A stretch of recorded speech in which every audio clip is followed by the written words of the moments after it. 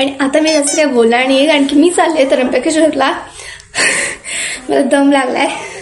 मी सगळं पूर्ण घरच्या आउटफिटमध्ये माझं असं काही चेंज नाही आहे. तर माझे पप्पा चाललेले होते त्र्यंबकेश्वरला, तर आता मी पण चालली आहे, माझी मम्मी चालली आहे.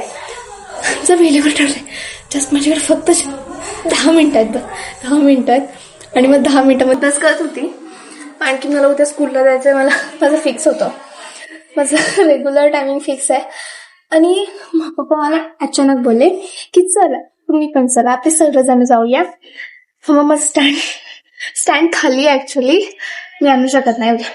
तर चला पटकन रेडी. आता विचार करते की मी ही जीन्स घालू.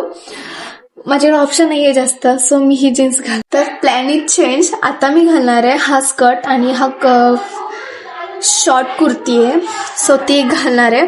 कारण की मंदिरात सारख्या ठिकाणी चाललोय, सो मी विचार करते थोडं ट्रेडिशनल घालूया.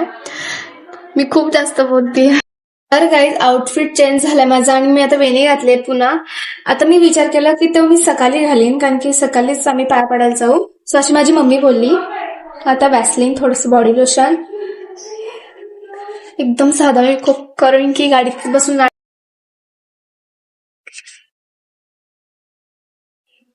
मी असं ब्लॉग कधीच बनवलेला नाही एवढं स्पीडला. सो मी थोडीशी गोंधळती की मिरची पावडर मीना खाकी आपली इतका डन. चलो ओके. तुम्हाला ऐका ना, आईचं स्वेटर आहे, इग्नोर करा प्लीज. माझं स्वेटर दीदीने घातलाय. तरी बघा माझी दीदी. ओय दीदीचे एक्झाम झाले.